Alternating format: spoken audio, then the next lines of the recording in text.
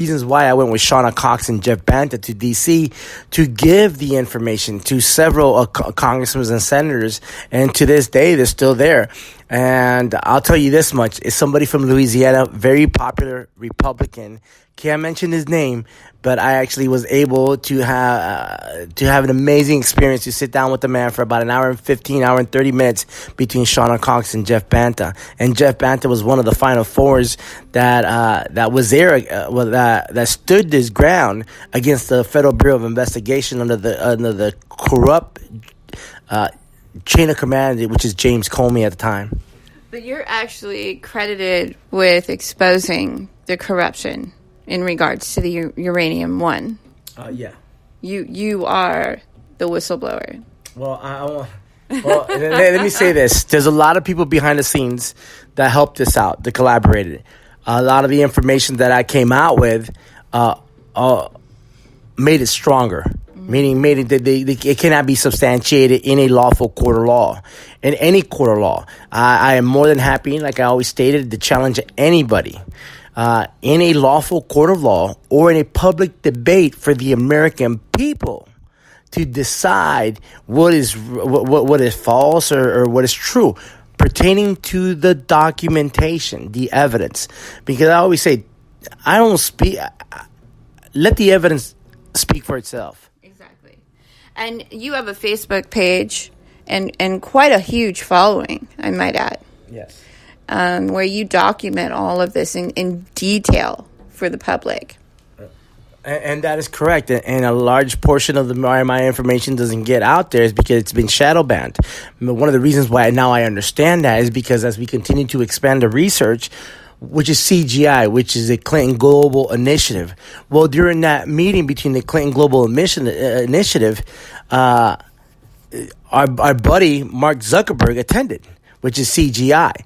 Well, now when we understand why CGI was about, we understand why a lot of the information that I was trying to bring out was skewed or shadow banned.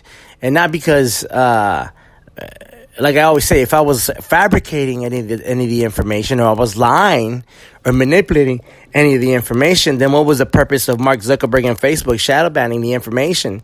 If I was lying. And the other thing is, why would Mark Zuckerberg participate in a meeting with CGI, which is a Clinton Global Initiative, pertaining to what we have now, the technology in shadow banning? So, but like I always say, I let the American people decide for that, for what it is. So, Laz, what I want to get into a little bit too is we originally hosted an interview where you had attended a meeting regarding some of these privatized the states, the individual states, at that time they were privatizing the Child Protective Services and contracting out a lot of the services, and you uncovered some really crucial information in regards to that. And can you talk about that a little bit, because it was an important interview at the time, but I think it's just as relevant right now, that information. Yeah, matter of fact, I was very humbled to connect with an amazing attorney, and everybody knows what I feel about attorneys. But Stephen Pidgeon from Everett, Washington was amazing. He was an amazing attorney. He was a constitutionalist attorney. Very few constitutionalist attorneys would you ever see out there in the United States of America, as we are a constitutional republic. And through Stephen Pidgeon at the time, he gave me a lot of information, and I started doing the research and bringing out all this evidence. And when I started dissecting the actual corporations, like, let's say hypothetically, I won't say hypothetically, it's a fact, Cocoon House in Washington State, where I was at in Everett, Washington, or Snohomish County, I was asked to please find out who has financial gain behind Cocoon House. I did not realize that there were powerful people within the state of Washington, like Governor Inslee and his wife, participating in connections directly and indirectly with Cocoon House. And I started exposing that and bringing all the documents, meaning what I mean by documents, I'm talking about Senate bills and House bills, bills from the House of Representatives and bills from the Senate. And I was collaborating that information with Cocoon House and the people that were sponsoring these bills and connecting the names. So there was an actual bill that you had noted at the time, and I don't know if you can recall off the top of your head, but it actually... I know what you're saying. That made this. So they made it a corporation. The foster care agencies and CPS was a corporation that as well as the juvenile courts. The juvenile. That is correct. That is correct. In addition to the highway patrol, to the state troopers in the state of Washington, and it was all incorporated. Which I have that document. I'm trying to remember the actual house because I do not want to. It's like something three. Oh my gosh. And I know what you're talking about, that bill. Matter of fact, I even mentioned that bill in multiple different live streams. And I brought out the bill and I showed the bill.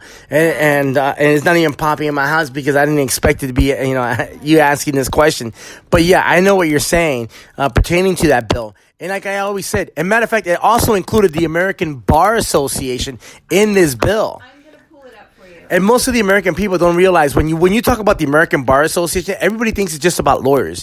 No, it doesn't mean only lawyers. It means judges, politicians, and lobbyists, including the lawyers that are all members of the American Bar Association, in which these criminals, because I call them criminals with suits and ties, that have infiltrated all three branches of government, and that's the executive branch, the legislative branch, and the judicial branch.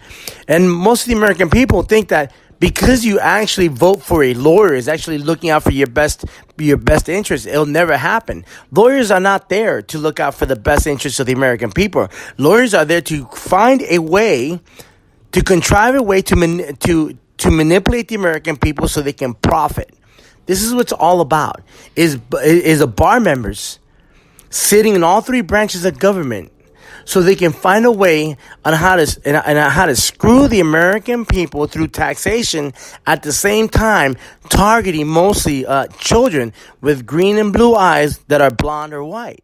And majority of them, as I've been documenting for a long time, that Child Protective Services targets is children with green and blue eyes that are blonde. Majority of them, that's who they target. Now, they do target other children, black hair that are white, also minorities, like meaning African Americans, blacks, Hispanics. This is what I was talking about on. I'm going to bring that up. I'm going to find it in my archives, and I'm going to bring it up before I close out the show tonight. But something that I brought up in my other show with Dawn Rufty was that we have a military, on every military base that we have globally, we have a branch of Child Protective Services. So this isn't just your local state. This isn't just affecting you, Laz, or the Native Americans. This is a global crisis and a war on the families. And it was initiated by the Clintons, basically, during the Clinton administration. Yeah, the Family Adoption Act. Yeah, can you go into that a little bit? Absolutely. Yeah, the Family Adoption Act was actually created by Hillary Clinton, but under President Bill Clinton. It went forward and it passed Congress and the Senate and with flying colors without anybody actually questioning or debating on the bill. Do you know who actually wrote? It was one of the attorneys for under Hillary Clinton. Yeah. And then Bill Clinton moved it as the president of the United States at that time. But who actually wrote the language of the bill? Do we know their name? Well, yeah, it is on the name, and we'll find it right now. Okay. But absolutely, as we're trying to multitask. I know, me too. I'm trying to multitask right now too. Because it's been a long time, and you as you move on. Oh my gosh, everyone! You're tuning in. I'm live with Lazaro Ecenarro, and every time we get together, we just we can stay up all night talking like this. comparing notes and going and conversing on these issues. But well, we already see what's happening with John Epstein, and this has been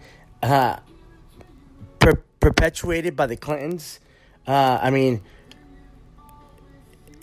it's amazing how this criminal cabal can continue to destroy American lives, especially our children. And these de facto courts are not looking out for the best interests of the American people. And I'm just wondering what will it take for the American people to actually wake up and start realizing that this is huge and it's an epidemic and it's a cancer, if anything, if you want to say that, because how many children do we still have to sacrifice before the American people decide to wake up? Before we all decide to do something. And I proposed a political movement to make this the number one issue of the 2020 election, and that is the issue of immunity, human trafficking in the courts, and that's fraud on the courts. There is a case, a very famous case in the courts. Oh gosh, what is it? What is it called? Where the social workers can lie, the right to lie case. They tried it. They did, and it was shot down. Was it shot down? Yeah, it was shot down. They went to the appellate court and it was shot down. They could not believe that they were going to try the appellate court to say, well, you can falsify documents. It's for fraud and forgery, and any of these documents created by they were claiming that it was a freedom of speech right to be able to lie against parents. Yeah, but that is the most asinine statement you can ever make, especially done by a bar attorney.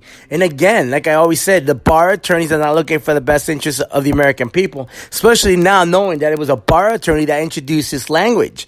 What will it take for the American people to understand that we got to vote these criminals, these bar members out of office, and and restore the republic according to our founding fathers by the Constitution, not just the Constitution but also the Bill of Rights and the Declaration of Independence. This is what's the most amazing language within the Federalist Papers. Vreeken versus the case was Vreeken versus Hardwick, and you can look it up on YouTube, and it's the right to lie, the social workers' right to lie case. And I want to add something.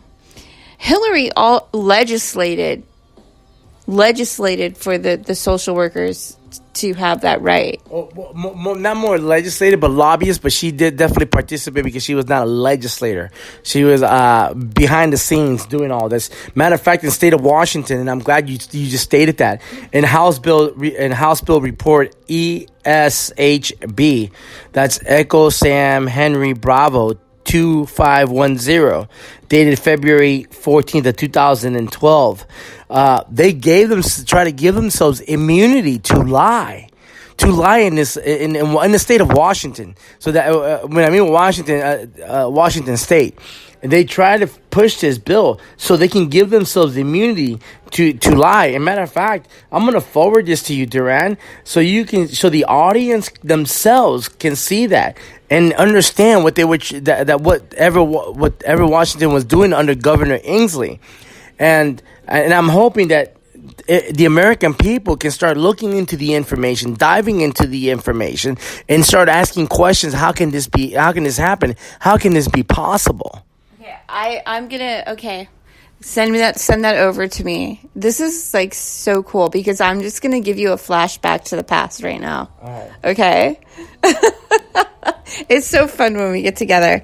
House Bill ESHB 251. Wow. Does that ring a bell? That does ring a bell. It's been a long time.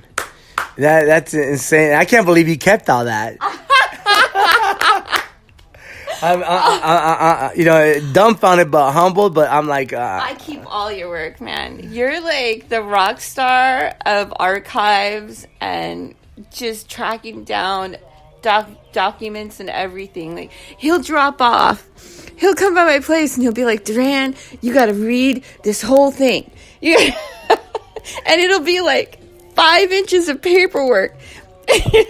Yeah, and what's so amazing, I actually even went down to the Snohomish County Sheriff's Department